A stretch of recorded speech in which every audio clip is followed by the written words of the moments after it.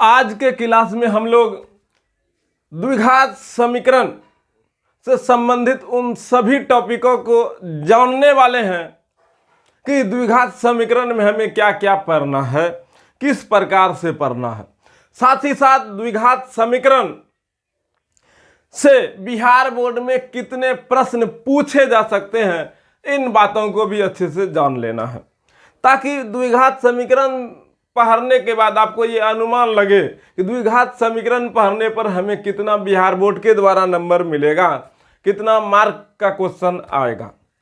ठीक है, साथ ही साथ ये भी आपको पता चल जाना चाहिए कि द्विघात समीकरण में हमें कौन कौन से टॉपिक को पढ़ना है, किस प्रकार से पढ़ना है, इस पूरे द्विघात समीकरण का रणनीति क्या होने वाली है, किस प्रकार से हम लोग अध्ययन करने वाले हैं। इन सारे महत्वपूर्ण बिंदुओं को आज हम लोग इस वीडियो में अच्छे से जानने व सीखने का प्रयास करेंगे।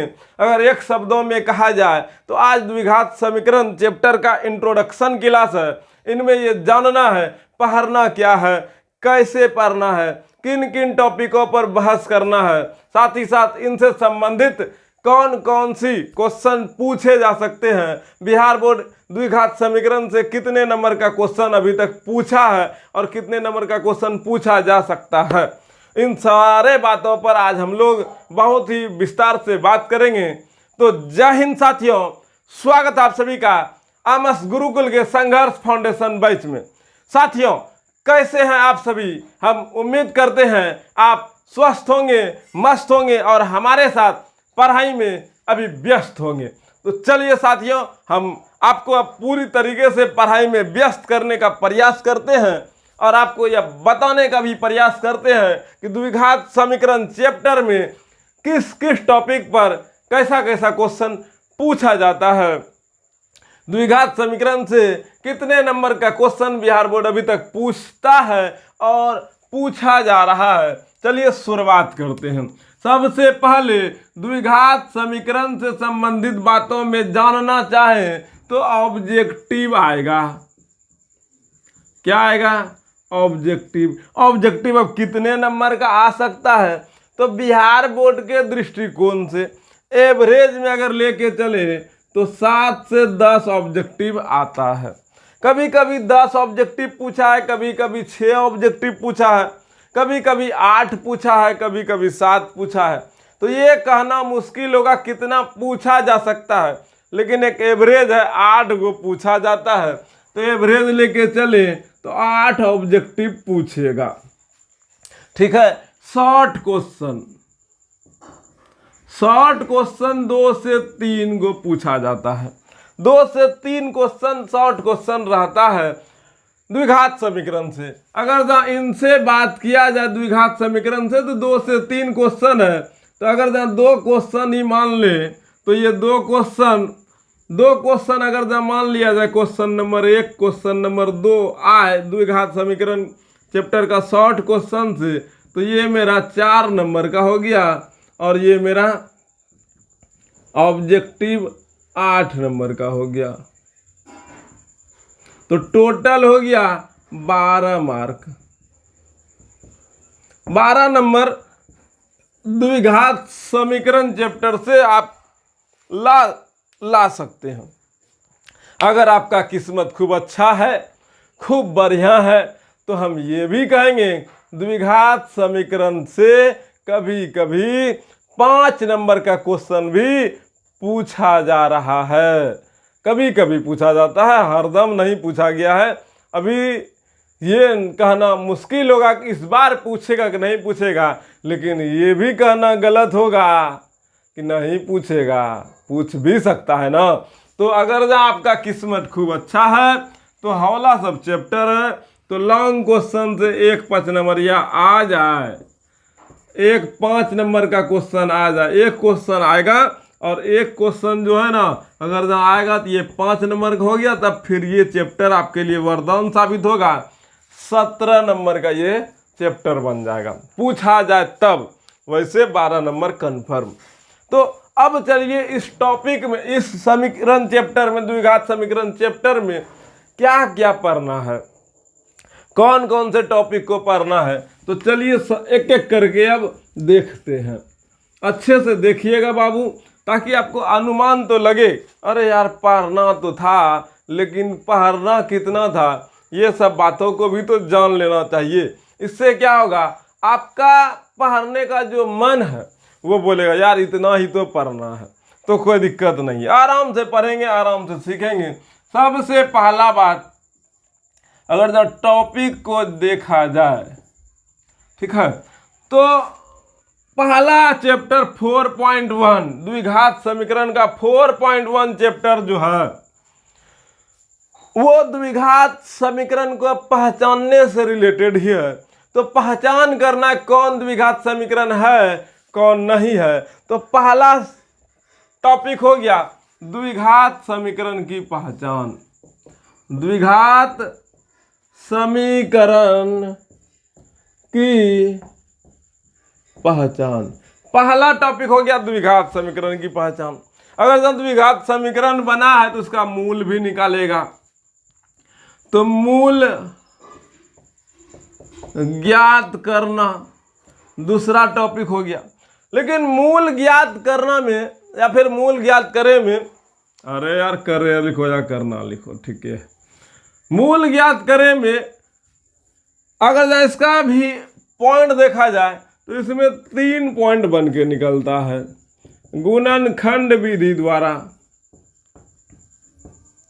दूसरा देखा जाए तो द्विघात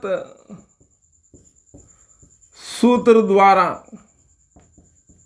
इसी को श्री धाराचार्य विधि भी कहेंगे, क्योंकि द्विघात सूत्र विधि जो है ना, द्विघात सूत्र विधि श्री धाराचार्य ने ही दिया था, तो श्री धाराचार्य सूत्र के द्वारा इस पर बात करेंगे तब फिर अच्छे से बताएंगे। तो तीसरा देखा जाए पूर्ण वर्ग विधि द्वारा, पूर्ण वर्ग विधि द्वारा।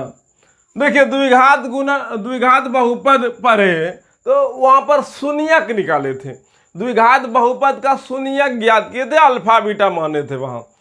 तो यहाँ पर भी सेम टू सेम ऐसा ही है। जिस बच्चा ने, जो भाई जो बहन द्विघात बहुपद को अच्छे से पढ़ा होगा, अच्छे से समझा होगा, अच्छे से जिया होगा, खूब बार बार प्रैक्टिस किया होगा, ईमानदारी के साथ कहते हैं द्विघात समीकरण उसी का है, हौला है उसके लिए, पूरा हौला। बोलेगा भैया हम तो नहीं पढ़े थे, तो घबराओ मत बाबू, प्लेलिस्ट में जाके वीडियो देख लो आराम से। पूरा द्विघात बहुपद, वैसे बहुत छोटा चैप्टर है द्विघात बहुपद, बहुत छोटा। प्रश्नावली 2.1, 2.2, 2.3 खेला खत्म, 2.4 एक सीखत, उसमें कोई ज़्यादा इंपॉर्टेंट ध्यान ही नहीं दिया है, बिहार बोर्ड भी नहीं देता है।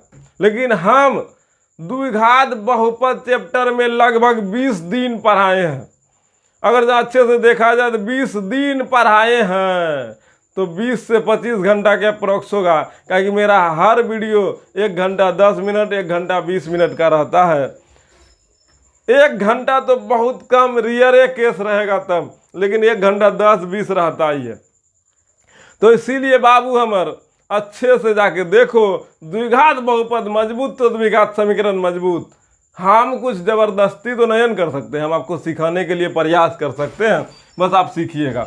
तो मूल ज्ञात करने में 3 विधि पढ़ना है, तीनों विधि इंपॉर्टेंट है। लेकिन सबसे अच्छी बात यह है गुणनखंड विधि आप लोग को आता है, और द्विघात सूत्र और पूर्ण वर्ग विधि सिखाना। और ये दोनों विधि द्विघात समीकरण का शून्यक मूल निकालने के लिए, द्विघात समीकरण का मूल निकालने के लिए ये दोनों विधि गुणनखंड विधि से काफी आसान है। ये विधि और ये विधि इस विधि से काफी आसान है, बहुत आसान है। यहाँ पर डायरेक्ट आंसर निकलता है, यहाँ पर भी आंसर निकलता है। यहाँ डायरेक्ट नहीं निकलता, लेकिन यहाँ पर इतना अगर जहाँ पूर्ण वर्ग विधि बनाना सीखना चाहते हैं तो 2 फार्मूला आना चाहिए। पहला फार्मूला a+b का होल स्क्वायर, दूसरा फार्मूला a-b का होल स्क्वायर। जिस भी भाई बहन को ये फार्मूला आता है वो पूर्ण वर्ग विधि बना लेगा आराम से। वो हमारा जिम्मेदारी आपको सिखाने का जी। हम जब इसको सिखाएंगे तो 10 क्वेश्चन के अप्रॉक्स बनाएंगे। 10 क्वेश्चन बनाते बनाते आप ही बोलेगा भैया आप छोड़ दीजिए। बोलो काहे? आपको आ जाएगा। और आपको एक बात ईमानदारी से कहते हैं, हम सिखाते हैं, आप तो हमारे बारे में अब अच्छे से जानते ही हैं। हम तो आपको कुछ बोले, आप उससे बेहतर है, आप हमारे बारे में बेहतर जान चुके होंगे कि भैया का पढ़ाने का तरीका क्या है, किस हद तक सिखाने का प्रयास करता है। अगर ना ये ऑफलाइन में भी हम पढ़ाएं तो बच्चा जब तक सीखता नहीं है तब तक हम छोड़ते ही नहीं हैं। दूसरा बात, अगर जहाँ अन्य गुरुजी सबको देखा जाए और आप भी जहाँ पढ़ाई करते हैं, ऑफलाइन ऑनलाइन दोनों तरीके से देखा जाए, तो आप गौर कीजिएगा, देखने के लिए आपको मिल ही जाएगा। पेड कोर्स सब भी जो क्लास खरीदेंगे उनको भी देखने के लिए मिलेगा। ये सब टॉपिक पर समय के साथ ही चलना पड़ता है, सभी को तो समय के साथ चलता है, लेकिन हम समय से अपर चले जाते हैं, समय से बाहर चले जाते हैं। होता ये कि हमको पता है कि बिहार बोर्ड का जो विद्यार्थीगण है, जो भाई बहन है, बहुत ही बेसिक को कमज़ोर लेके चलता है। हमको कमज़ोर विद्यार्थी को पढ़ाना है, हमको तेज विद्यार्थी को नहीं पढ़ाना है। हाँ, तेज विद्यार्थी जो हमारे साथ जुड़ेगा तो हम कमज़ोर विद्यार्थी के साथ ही उसको लेकर चलेंगे। कारण ये कमज़ोर विद्यार्थियों की संख्या बहुत अधिक है और कमज़ोर विद्यार्थी को पढ़ाने वाले गुरुजी की संख्या बहुत कम है। खैर, हम गुरुजी तो नहीं है, लेकिन हम भैया हैं। लेकिन एक बड़ा भाई का जिम्मेदारी है छोटे से भाई बहन का थोड़ा हौसला मजबूत करें और बेहतर तरीके से उनको भी आगे बढ़ने की एक उम्मीद जगे कि नहीं हम भी पढ़ लेंगे, हौला है, भारी नहीं है। तो होता क्या है, कम समय इस पर देंगे, कम सीखिएगा। थोड़ा 1 गो 2 गो 3 गो 4 गो 5 गो 6 गो क्वेश्चन जब बता देंगे तो भूसगोलवा भी बोलेगा, भैया अब हमरा बुझा गलो, अब हम सीखी जब, अब हमू बना लेब। तब जब मेरा भूसगोलवा से भाई बहन बोलने लगता है अब हमसे बन जाएगा, तब हमारा मेहनत रंग ला लेता है, तब हमारा मेहनत सफल हो जाता है। हम यही चाहते हैं, मेरा छोटा सा भाई बहन जो गणित से डरता है, जो गणित से परेशान है, मतलब गणित का जो है ना, गणित का उसको रोग लगा है, तो ये भैया उस रोग को दूर करने का जिम्मेदारी लिया है। यह गणित आपको इस प्रकार से सिखा देगा कि गणित का रोग जो है ना कहाँ जाएगा नहीं पता, लेकिन ऐसा वैक्सीने का निर्माण कर दिए, एक बार लेने के बाद, ये पूरा खुराकी लेने के बाद पूरा व्यवस्था गणित का कर दीजिएगा। तो चलिए ठीक है, अच्छी बातें हैं, बातें तो करते हुए ही चलना है ताकि आपको पढ़ाई में ये अनुभव हो कि यार पढ़ना क्या।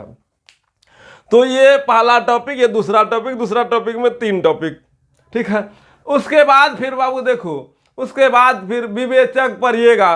विवेचक का मतलब होता है डी का मान ज्ञात करने सीखना है। अल्फा और बीटा डायरेक्ट निकालने वाला जो फार्मूला है ना, वो विवेचक ही काम करवाता है। अब ध्यान से सुनना कैसे कैसे काम करवाता है। तो इसमें जो है ना विवेचक या विविक्तर इसको भी बोला जाता है। तो तीसरा टॉपिक हो गया विवेचक। तीसरा टॉपिक क्या हो गया,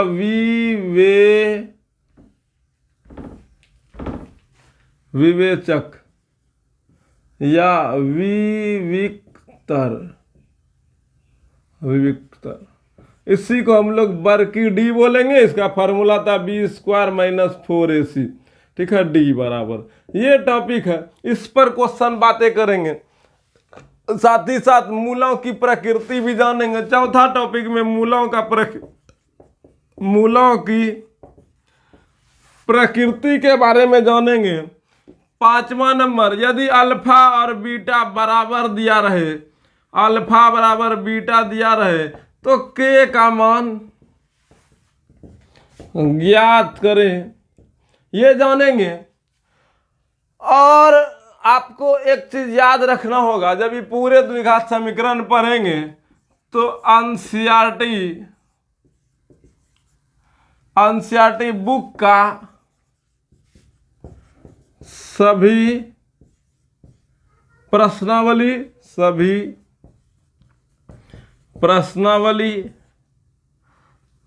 तथा सभी उदाहरण को हल करेंगे। एक क्वेश्चन, एक उदाहरण को जब हम हल कर देंगे और आप उस पर प्रैक्टिस कर लीजिएगा तो ईमानदारी के साथ कहते हैं बाबू 2011 से लेकर 2026 तक में जितने भी क्वेश्चन पूछे गए होंगे, जितना भी क्वेश्चन पूछा गया होगा बिहार बोर्ड के द्वारा, आप बना पाइएगा, आपसे बनेगा। अब बोलो कैसे?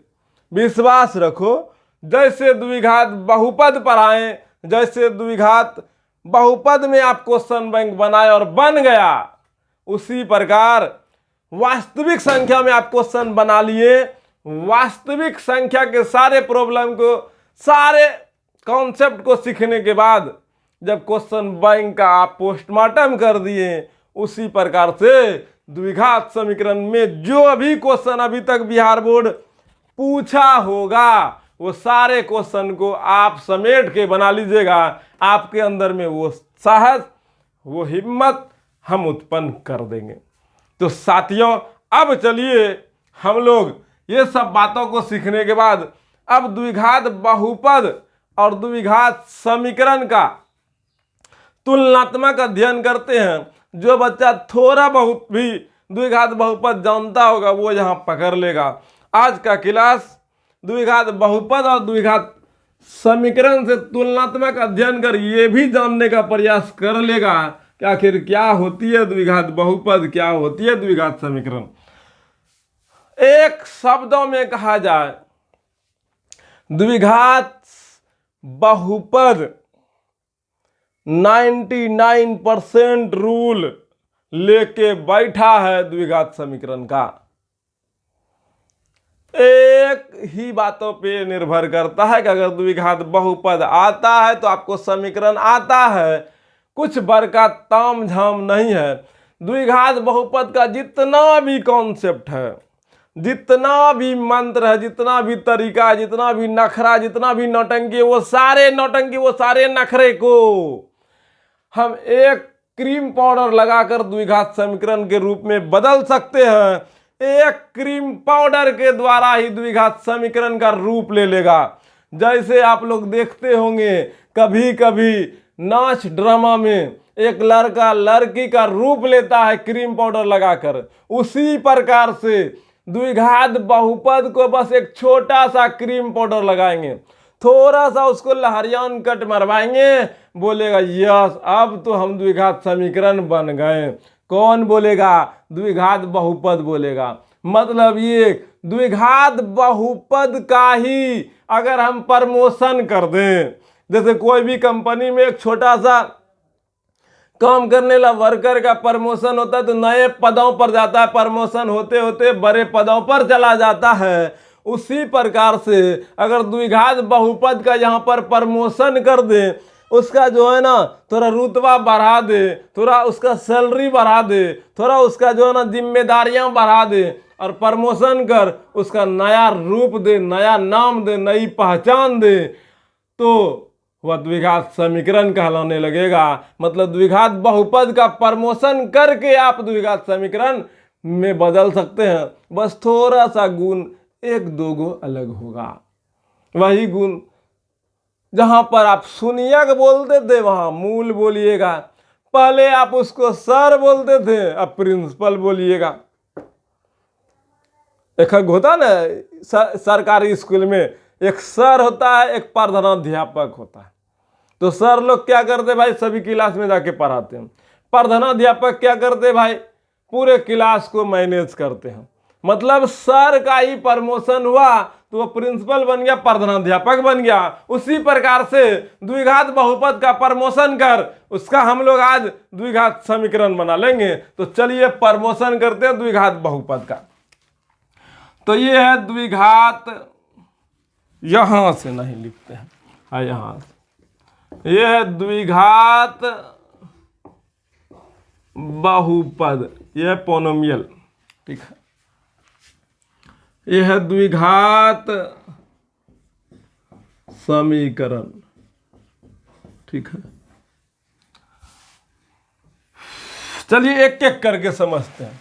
पहला, द्विघात बहुपद किसको कहिएगा भाई?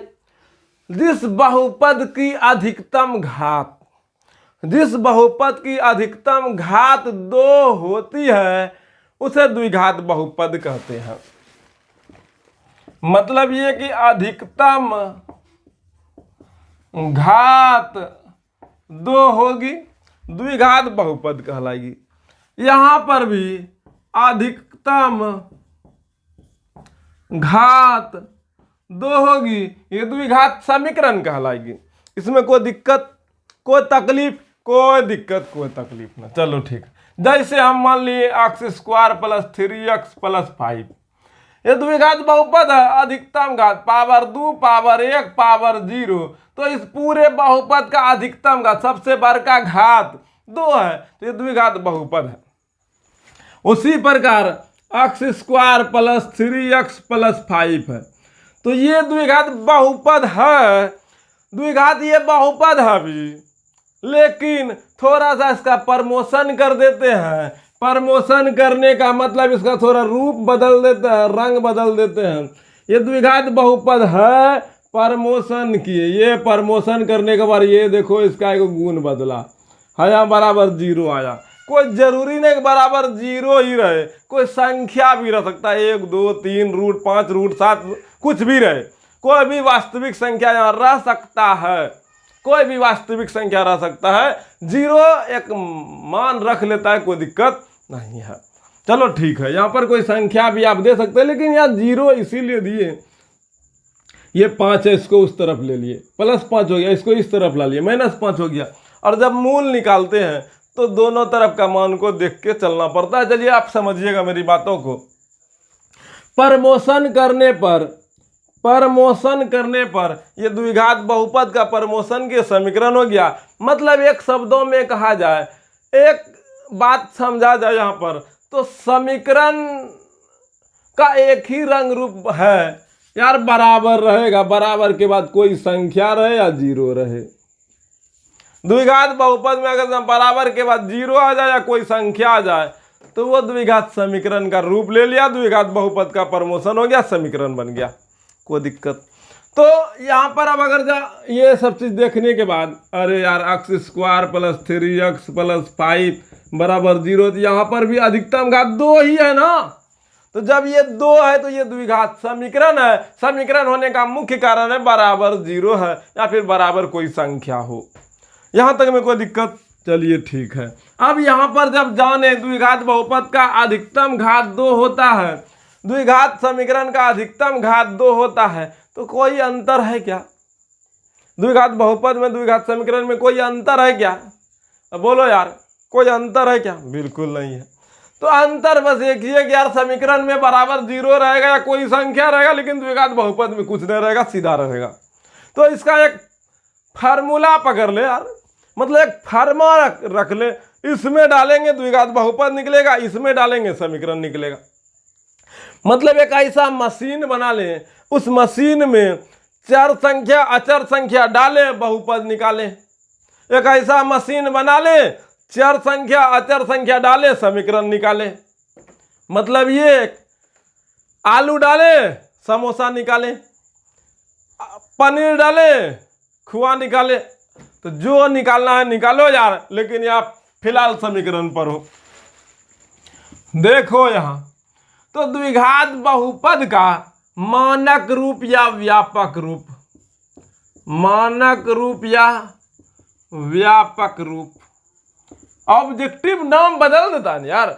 व्यापक रूप की जगह कभी कभी मानक रूप पूछ लेगा, तो बोलिएगा भैया हमारा पराया है, मानक रूप का ही व्यापक रूप कह देते हैं, आप बदल के नाम लाते हैं। तो हमारा भैया पहले से हमको होशियार बना के भेजा, आप कोनो क्वेश्चन घुमा के पूछो, हम आपको बता देंगे। बिहार बोर्ड आपका औकात नहीं ना पाएगा, ईमानदारी से कहते हैं। तो द्विघात बहुपद का मानक रूप होता है ax² bx + c p × x बराबर ax² + bx + c। हाँ याद रखना है, एक कभी भी 0 नहीं हो सकता है। अब क्यों नहीं हो सकता है? अगर मान लो a का मान 0 हो गया, तो 0 × x² bx + c, तो 0 × x² 0 + bx + c। अब 0 का कोई मतलब ही नहीं बनता है, तो क्या अब ये जो हम लोग के पास बचा है बी एक्स प्लस सी पावर 1 आ गया। तो ये क्या द्विघात बहुपद है? बिल्कुल नहीं, ये तो रैखिक बहुपद हो गया जी। तो द्विघात बहुपद अगर है तो इसका व्यापक रूप a x square b x plus c लिए तो ए का मान कभी भी 0 नहीं होगा। ये सब आपको लिखना है। हाँ, ये सब बातें नहीं लिखना, ये लिखना। साथ ही साथ A B C real number होगा। क्या होगा? रियल नंबर होगा। ए बी सी एक वास्तविक संख्या होगा। मतलब यहाँ ए बी सी जो है कोई भी संख्या हो सकता है, बस वास्तविक होना चाहिए। उसी प्रकार से इसका मानक रूप या व्यापक रूप, क्या दिक्कत है यार? कुछ नहीं है यार। A x square plus b x plus c बराबर 0, ये किसका व्यापक रूप हुआ? ये हुआ द्विघात समीकरण का। p इंटू एक्स बराबर 0 रख लिए, मान हो गया। बहुपद में भी यही बातें हम खूब किए थे। चलो ठीक है, यहाँ पर भी एक बात याद रखना बाबू। बोलो कौन सी? ए डज नॉट 0। यहाँ पर भी ए का मान 0 नहीं होना चाहिए। अगर ये 0 हो गया तो 0 गुना एक्स स्क्वायर 0, खेले खत्म हो जाता है। द्विघात समीकरण के जगह जो है ना रैखिक समीकरण बन जाएगा। ठीक है। साथ ही साथ यहाँ भी A B C real number होगा। रियल नंबर मतलब वास्तविक संख्या होगा। तो मेरा 2 स्टार हो गया। पहला ये कि द्विघात बहुपद का अधिकतम घात 2, द्विघात बहुपद का व्यापक रूप a x square plus b x plus c. उसी प्रकार द्विघात समीकरण का व्यापक रूप a x square plus b x plus c बराबर 0, अधिकतम घात 2। ठीक है। चलिए अब आगे बढ़ते हैं। अधिकतम घात 2 है, द्विघात बहुपद का अधिकतम घात 2 है, तो घात बराबर कितना होगा? घात बराबर 2 होगा। अधिकतम घात 2 है तो घात 2 ही होगा। द्विघात बहुपद की घात कितना होता है? 2। द्विघात समीकरण का घात कितना होता है? 2। ठीक है। लेकिन शून्यकों की संख्या द्विघात बहुपद के शून्यकों की संख्या भी 2 होती है। कौन कौन? अल्फा और बीटा। शून्यकों की संख्या कितना होती है? 2, अल्फा और बीटा। लेकिन द्विघात समीकरण में शून्यक नहीं होता है। द्विघात समीकरण में मूल होता है। मूलों की संख्या तो मूलों की संख्या यहाँ पर भी 2 होगी, अल्फा और बीटा। तो आपका दिमाग में बैठ गया होगा ही कौन सी आ गया जी? तो बाबू हमारा नाम बदला है, सिर्फ नाम बदला है, काम वही है। जो यहाँ शून्यक है वही यहाँ मूल है। लेकिन द्विघात बहुपद में शून्यक बोला जाएगा, लेकिन द्विघात समीकरण में मूल बोला जाएगा। इसको 0 बोलेंगे, इसको रूट बोलेंगे। द्विघात बहुपद में शून्यक बोला जाता है, द्विघात समीकरण में मूल बोला जाता है। तो प्रश्न उठता है, भैया मूल क्या होती है, शून्यक क्या होता है? मूल और शून्यक में क्या अंतर है? हम कैसे पहचाने कि मूल कौन सी है, शून्यक कौन सी है? तो बाबू हम आपको ईमानदारी के साथ कहते हैं, आप बस पेशेंट बनाकर धैर्यपूर्वक हमारे साथ जुड़े रहिए। आपको धकाधक सब कुछ समझा देंगे, सब कुछ सिखा देंगे। आप अपने आप पे विश्वास कर लीजिएगा। यार हमको कुछ पूछो यार, हम बना लेंगे यार, बता देंगे। मेहनत की है, ऑफलाइन पढ़िए या ऑफलाइन पढ़िए, मेहनत तो करना होता है। तो हम क्या ज़बरदस्ती आपको घुसा दे भेजा में, घुस जाओ? नहीं, ऐसा कुछ नहीं होता है। आप बस मेहनत करते रहिए, प्रैक्टिस करते रहिए, रिवीजन करते रहिए, सीख जाइएगा। मेरे पास शॉर्टकट नहीं है। एक अच्छे से ईमानदारी से जो तरीका होता है वो तरीका पे हम बात करेंगे। क्या कि हमें पढ़ाना है, हमें सिखाना है, हमें समझाना है। ड्रामाबाजी कर आपको कुछ दिन तक हम आपको बरगला सकते हैं, फुसला सकते हैं। लेकिन जो वास्तव में विद्यार्थी खुद को बनाना चाहता होगा, जो सिर्फ 10वां को ध्यान में रख के नहीं पढ़ता होगा, जो अपने भविष्य के लिए थोड़ा सीरियस होगा, भविष्य बनाने का प्रयास करता होगा, जो भविष्य में कुछ करना चाहता होगा, जो आगे चलकर बड़े बड़े एग्जाम को क्रैक करना चाहता होगा, उन बच्चा के लिए ये पढ़ाई का रास्ता बहुत बेस्ट होगा। उन बच्चा के लिए बिल्कुल बेस्ट नहीं होगा जो 10वां में रट्टा मार के पास करना चाहता है, जो 10वां को सिर्फ पास करना चाहता है। अच्छा नंबर से ही पास कर लीजिएगा रट्टा मार के, लेकिन आगे चल के आप फिर भुतला जाइएगा। आप विश्वास नहीं कीजिएगा, लेकिन गौर कीजिएगा अच्छे से, पेपर सबको अच्छे से अध्ययन कीजिएगा, पढ़िएगा। तो बिहार में बहुत सारा विद्यार्थी टॉप करता है, बिहार टॉपर होता है। टॉप 10 में बहुत सारे विद्यार्थी का नाम आता है। बहुत सारे विद्यार्थी का आप गौर किए होंगे टॉपर वेरिफिकेशन में कॉल आता है, बहुत सारे विद्यार्थी का।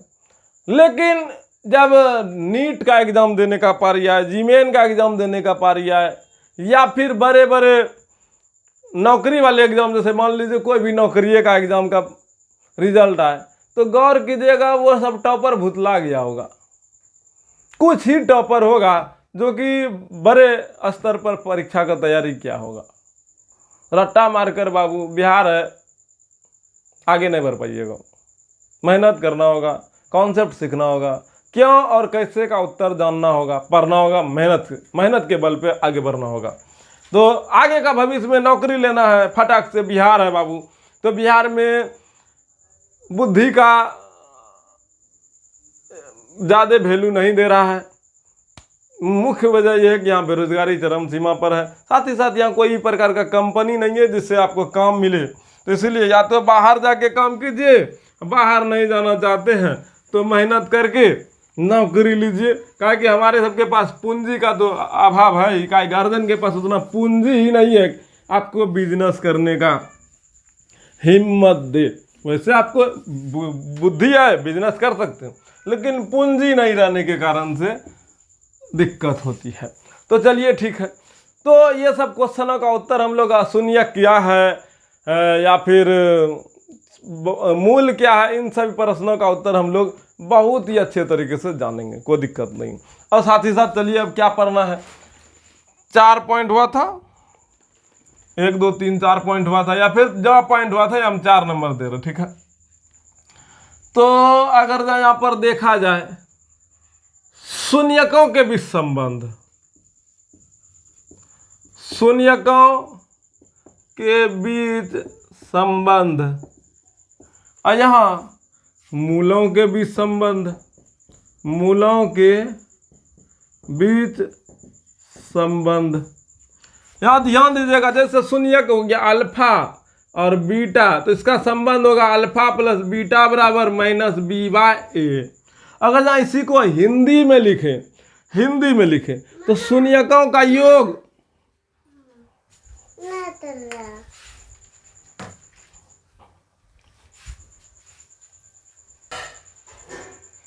तो शून्यकों के बीच संबंध में अगर देखा जाए अल्फा प्लस बीटा दिया, इसको हम लोग हिंदी में लिखना चाहें तो अल्फा प्लस बीटा बराबर माइनस बी बाय ए को अगर जहाँ हिंदी में लिखना चाहें तो क्या लिखिएगा, शून्यकों का योग बराबर माइनस बी बाय ए। अगर जहाँ ये भी नहीं लिखना चाहे, ऐसे लिखेगा कोई, ऐसे शून्यकों का योग बराबर, शून्यकों का योग बराबर, यहाँ ध्यान से सुनिएगा, है देखो x square minus b, x square plus b x plus c. तो यहाँ देखिएगा एक्स स्क्वायर है, एक्स है, ठीक है, और ये सी है। ध्यान से सुनिएगा, एक्स का गुणांक यहाँ पर माइनस बी है, बी ए है, तो माइनस सूत्र में है, सूत्र में एक्स का गुणांक, एक्स का गुणांक बटे, उसके बाद ए है, ए है ना, ए को हम लोग क्या बोलेंगे, ए क्या है भाई, एक्स स्क्वायर का गुणांक है, तो यहाँ लिखेंगे एक्स स्क्वायर का गुणांक। मतलब ये जो बी है, बी एक्स के बगल में है, तो एक्स के बगल में जो भी रहेगा, जैसे मान लीजिए 3x square plus 4x plus 5 है, तो यहाँ पर b है, b, तो b का मान यहाँ पर 4 है, तो एक्स स्क्वायर, एक्स का गुणांक क्या, एक्स का गुणांक 4 है, तो एक्स का गुणांक यहाँ 4 लगाएंगे। उसी प्रकार यहाँ एक्स स्क्वायर का गुणांक है, ए का मतलब एक्स स्क्वायर का गुणांक है, तो एक्स स्क्वायर का गुणांक 3 है, तो एक्स स्क्वायर का गुणांक यहाँ 3 लिखेंगे।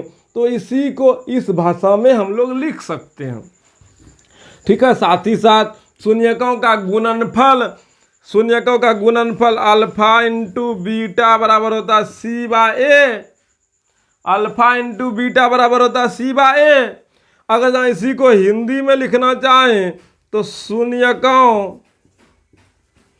का गुणनफल बराबर सी को हम लोग बोलते हैं अचर पद।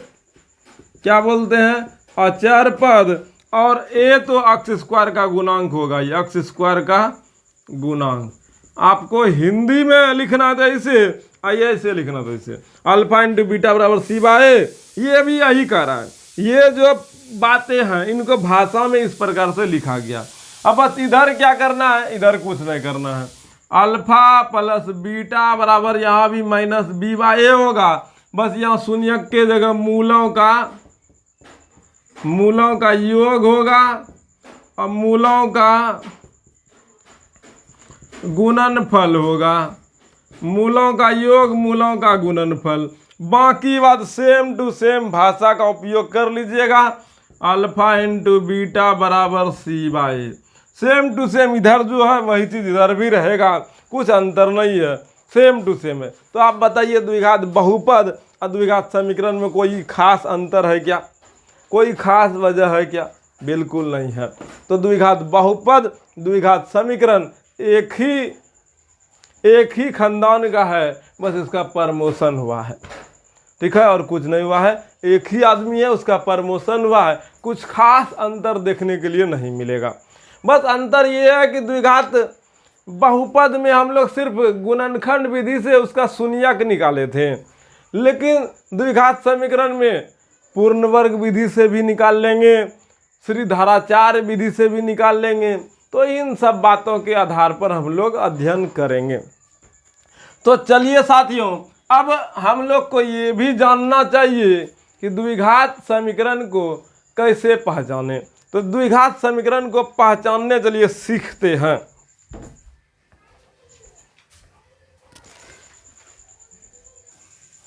अगर द्विघात बहुपद को आप अच्छे से जानते हैं तो द्विघात समीकरण को पहचानना बड़ी बात नहीं होगी, लेकिन जो बच्चा नहीं जानते हैं उनके लिए द्विघात बहुपद द्विघात समीकरण को जानना चाहिए। चलिए छोटा सा इंट्रोडक्शन के रूप में ले लेते हैं, सभी बच्चा को साथ में लेकर चलते हैं। जो बच्चा पढ़ा होगा उसका रिवीजन हो जाएगा, अच्छी बातें हैं। अब ध्यान से सुनना अच्छे से, आराम से। द्विघात बहुपद को अगर पहचानने सीख गए तो द्विघात समीकरण पहचान ही लिए, कुछ बार का तामझाम नहीं है, प्रमोशन करना है, बराबर जीरो देना हो जाएगा, कोई दिक्कत नहीं, या फिर बराबर कोई संख्या देना हो जाएगा, कोई दिक्कत नहीं है। तो चलिए बाबू अच्छे से गहराई से सीखिएगा। सबसे पहले लेते हैं अक्स स्क्वायर प्लस 1/x+4, ठीक है। तो द्विघात बहुपद का सबसे बढ़िया नियम है, या फिर बहुपद का बढ़िया नियम है, अगर कोई बहुपद होगा तो उसका घात पूर्ण संख्या होगा। घात क्या होगा? पूर्ण संख्या होगा। अगर बहुपद होगा तो घात पूर्ण संख्या होगा, मतलब 0 होगा, 1 होगा, 2 होगा, 3 होगा, 4 होगा, 5 होगा, 6 होगा। अब किसका घात पूर्ण संख्या होगा? अगर बहुपद होगा तो सभी पदों का घात, सभी पदों का घात पूर्ण संख्या होगा। एक पदों का नहीं, सभी पदों का घात पूर्ण संख्या होगा। तो यहाँ पर देखिए कितना पद है, 1 पद, 2 पद, 3 पद, 1 पद, 2 पद, 3 पद है। अब यहाँ इस पदों का घात देखिए तो 2 है, इस पदों का घात 1/x है। अगर इस अक्ष को ऊपर लेके जाइएगा बाबू तो अक्ष पर पावर -1 हो जाएगा, और ये -1 बोल रहा है हम पूर्ण संख्या नहीं है, हम पूर्णांक संख्या हैं। और 4 अक्ष पर पावर कुछ नहीं तो 0 है, तो यहाँ पर अक्ष पर पावर 2 है, यहाँ पर अक्ष पर पावर 0 है, तो ये पूर्ण संख्या है, ये पूर्ण संख्या है, लेकिन ये पूर्ण संख्या नहीं है, इसीलिए यह बहुपद नहीं है। बहुपद नहीं है तो द्विघात बहुपद भी नहीं है। भले पावर 2 है, लेकिन ये बोलता है हम तुम सबको बर्बाद कर दिए, तुमको क्या लगा था बहुपद बनेगा, लो हम तुमको बहुपद का झुनझुना बजा दिए, नहीं बनने देंगे। तो ये बहुपद नहीं बना। प्रत्येक पदों का घात पूर्ण संख्या होगा तो बहुपद होगा। तो क्रीम पाउडर बदल बदल के लगा कर आएगा, ऐसे हरदम थोड़े आता है जी। ऐसे आ जाएगा 3x² प्लस 2√x प्लस 4। तो इसका देखिए x² है। अब यहाँ पर जो √x है, √x को हम लोग x पर पावर हाफ लिखते हैं। अब हमारा चाहिए, और ये x पर पावर कुछ नहीं तो 0 होता है, तो ये तो पूर्ण संख्या दिखा रहा है, ये पूर्ण संख्या दिखा रहा है, लेकिन ये तो पूर्ण संख्या नहीं दिखा रहा है, इसीलिए यह भी बहुपद नहीं है, ये भी बहुपद नहीं है, ये भी बहुपद नहीं है। क्यों नहीं है? क्योंकि सभी पदों का घात पूर्ण संख्या नहीं है। तो इस तरीके से रूप बदल के आए, अगर जहाँ रूट में रहे 1/x रहे, मतलब बटे के रूप में रहे, तो वह बहुपद नहीं होगा। साथ ही साथ 1/x² प्लस 4x प्लस 5 है, पूरे खानदाने नीचे रहे तो खानदान को भी ऊपर ले जाएंगे तो माइनस में आएगा ही, इसीलिए ये भी बहुपद नहीं है। अगर बहुपद नहीं है पहचान लिए, तो बहुपद है पहचानने में कोई बड़का तामझाम नहीं होगा। तो चलिए, बहुपद है x² प्लस 4x प्लस 5। यहाँ देखिए, इसका भी पूर्ण संख्या है, x पर पावर 1 भी पूर्ण संख्या है, 5x पर पावर कुछ नहीं तो 0 लिखेंगे, ये x पर पावर 0 है, ये भी पूर्ण संख्या है, तो ये 100% बहुपद है। तो बहुपद है पहचान लिए, तो द्विघात समीकरण पहचानने में क्या दिक्कत है जी? x² प्लस 4x प्लस 5 है, ये बहुपद है, प्रमोशन करके बराबर 0 लगा दो, ये द्विघात समीकरण है, क्या दिक्कत है? अच्छा ठीक है, 1/x² प्लस 4x प्लस 5 बराबर 0, क्या ये समीकरण है? तो बोलिएगा भैया हमर ये समीकरण कैसे होगा? ये नीचे में न चला गया, और नीचे वाला नहीं होता है। किसी को कोई दिक्कत? 6x³ plus 5x² plus 3x, क्या ये द्विघात बहुपद है? तो बोलिएगा भैया हमर पहले बहुपद है या समीकरण है ये पूछिए, तब बोलो ये क्या ये द्विघात समीकरण है? बोलिएगा ना भैया ये द्विघात समीकरण ना है ना, तो हम बोलेंगे का ये नहीं है भैया, द्विघात समीकरण होने के लिए अधिकतम घात 2 होना चाहिए भैया, लेकिन आप तो यहाँ पर अधिकतम घात 3 दिखा रहे हैं, x क्यों है ना भैया, तो अधिकतम घात 3 है, ये त्रिघात समीकरण हो जाएगा ना भैया, त्रिघात समीकरण होगा, लेकिन ये द्विघात समीकरण नहीं होगा भैया, कारण ये का अधिकतम घात 3 है, अधिकतम घात 2 होता ना भैया तो ये समीकरण होता द्विघात समीकरण, लेकिन अधिकतम घात 3 है। तो बोलेंगे बाबू वाह, गुड जॉब, ऐसे पढ़ता है जी, क्या गजब पढ़ते हैं, मतलब बुद्धि ब्लास्ट कर गया, ब्लास्ट ऐसा कि कोई भी क्वेश्चन का एनकाउंटर करने लगे आप, अच्छी बातें हैं। तो द्विघात बहुपद द्विघात समीकरण पहचानना कोई बड़ी बात नहीं है, अभी बहुत सा इस पर एग्जाम्पल काम करेंगे, ठीक है। 4.1 प्रश्नावली जो है द्विघात बहुपद अद्विघात समीकरण को पहचानने के लिए सिखा देगा। बराबर 0 समीकरण ना है बराबर तो नहीं समीकरण, बात खत्म, यही होता है। तो बहुत सा काम होता है।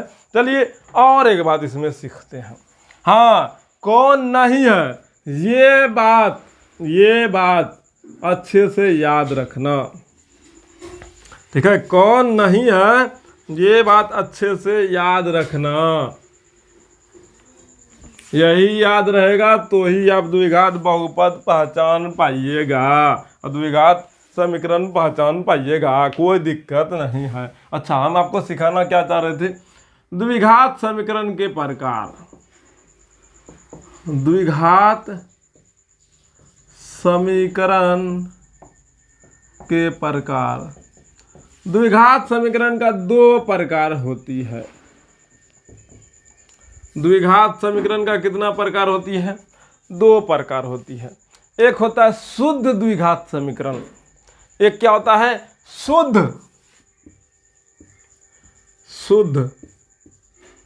द्विघात समीकरण। एक होता है मिश्रित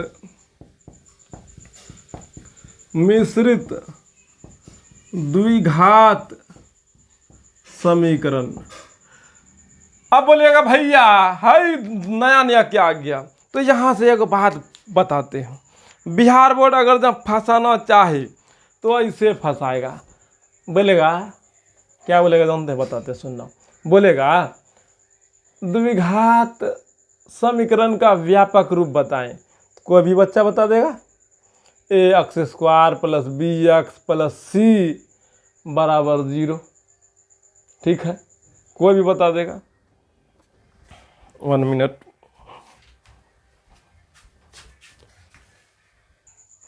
तो बिहार बोर्ड आपको कैसे फंसाएगा जी? फंसाने का कोई ना कोई बुद्धि लगाएगा ना। तो पहला बुद्धि लगाएगा, द्विघात बहुपद का द्विघात समीकरण का व्यापक रूप पूछेगा। सब खुश होकर बोलेगा ये तो हम बना लेंगे। लेकिन इसी जगह अगर थोड़ा सा आपको स्टैंडर्ड लेवल से फंसा ले, बोलेगा शुद्ध द्विघात समीकरण का व्यापक रूप आए ये को नया नाम आया रे। इसी जगह अगर पूछे मिश्रित द्विघात समीकरण का व्यापक रूप क्या होगा, तब फिर यहाँ पर वो बच्चा मक्खन बच्चा बना पाएगा जो द्विघात समीकरण का प्रकार पढ़ा होगा। तो हम आपको एक ऐसा भी बिंदु नहीं छोड़ना चाहते हैं जो आपसे पूछे और आप नहीं बता पाए। ऑफलाइन में जितने भी क्वेश्चन आप बनाते हैं, क्या ऑनलाइन में वो सारे क्वेश्चन आपको मिलते हैं कि नहीं मिलते? मिलना चाहिए। ऑनलाइन हो या ऑफलाइन हो, आप पढ़ाई कर रहे तो बेस्ट ही मिलना चाहिए। क्या 10वां घूर के बार बार आएगा नहीं।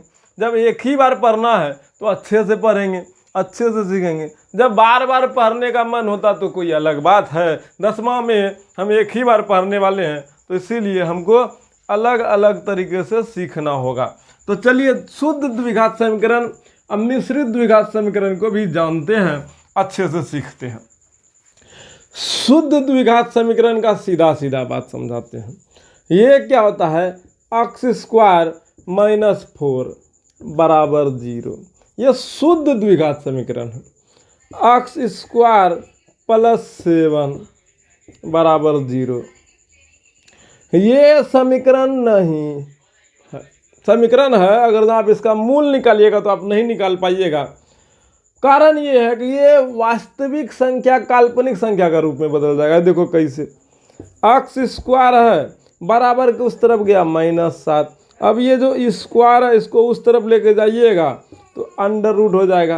अब -7 का आप निकाल नहीं सकते हैं, ये काल्पनिक संख्या हो जाएगा। और काल्पनिक संख्या के बारे में हम लोग अभी बात नहीं कर सकते हैं। काल्पनिक संख्या के बारे में हम लोग 11th में बात करेंगे, 11वां में बात करेंगे। ठीक है, तो आपको इधर माइनस रहेगा तो उस तरफ प्लस लेकर के काम चला लेंगे, कोई दिक्कत नहीं है। तो शुद्ध द्विघात समीकरण x² - 5 x² - 9 x² - 16। तो ये सब शुद्ध द्विघात समीकरण का क्या है, एक एग्जाम्पल है। अगर जहाँ गौर कीजिएगा, यहाँ पर व्यापक रूप इससे निकालें तो यहाँ देखिएगा ये सब ओचर पद है, मतलब ये सब c का मान है। मतलब यहाँ पर b का मान दिया ही नहीं है, bx नहीं है। इस शुद्ध द्विघात समीकरण में bx वाला बातें नहीं हुआ है। अगर जहाँ इसका व्यापक रूप देखा जाए, इसका मानक रूप देखा जाए शुद्ध द्विघात समीकरण का, तो क्या आ रहा है, ax² + c आ रहा है। ax² + c आ रहा है। हाँ, यहाँ पर b का मान 0 हो जा रहा है। b का मान क्या हो रहा है, 0। b का मान है ही नहीं, 0 है। जैसे ax² + bx + c, ये हम लोग का व्यापक रूप है द्विघात समीकरण या द्विघात बहुपद का। बराबर 0 लगा दिया, समीकरण हो गया, कोई दिक्कत नहीं है। अब ध्यान से सुनिएगा, अगर b का मान 0 हो जाए, ax² + b का मान 0 गुना x प्लस c बराबर 0, ax² 0 गुना x 0 हो गया तो प्लस c बराबर 0। तो ax² + c बराबर 0 हो गया। तो ये हमारा शुद्ध द्विघात समीकरण है। शुद्ध द्विघात समीकरण का व्यापक रूप अगर पूछा जाए तो क्या हो गया, ax² + c बराबर 0। शुद्ध द्विघात समीकरण का व्यापक रूप हो गया एक्स स्क्वायर प्लस सी बराबर 0। ए का मान यहाँ भी कभी भी 0 नहीं होगा। अब बी का मान हमेशा इसमें 0 रहेगा। शुद्ध द्विघात समीकरण में बी का मान हमेशा 0 रहेगा, ए का मान कभी भी 0 नहीं हो सकता है। और एग्जाम्पल में बहुत सारा एग्जाम्पल ये हुआ। उसी प्रकार मिश्रित द्विघात समीकरण में क्या होता है, मिश्रित द्विघात समीकरण का व्यापक रूप x square plus b x plus c होता है, जो जनरल आप पढ़ ले आए हैं। तो ये मिश्रित द्विघात समीकरण का आपको पहले से सब कुछ पता है। इसका व्यापक रूप ये होता है, और इसमें एग्जाम्पल में 2x square plus 3x plus 5, 3x square plus 5x plus 6, ये मिश्रित द्विघात समीकरण हुआ। क्या हुआ, मिश्रित द्विघात समीकरण हुआ। तो मिश्रित द्विघात समीकरण का व्यापक रूप यही है, लेकिन शुद्ध द्विघात समीकरण का व्यापक रूप ये है। यहां पर भी भाई ए का मान कभी भी 0 नहीं होगा, और ए बी सी वास्तविक संख्या होगा। यहां पर सी और ए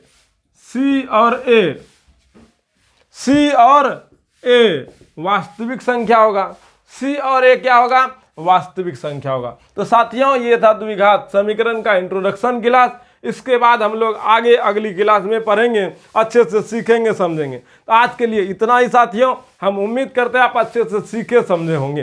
साथियों, ईमानदारी के साथ कहते हैं, अपने आप को बनाने के लिए, अपने आप को सिखाने के लिए, अपने आप को अच्छे से बेहतर भविष्य बनाने के लिए आपको ऊर्जा की ज़रूरत होती है, आपको सीखने व समझने की ज़रूरत होती है।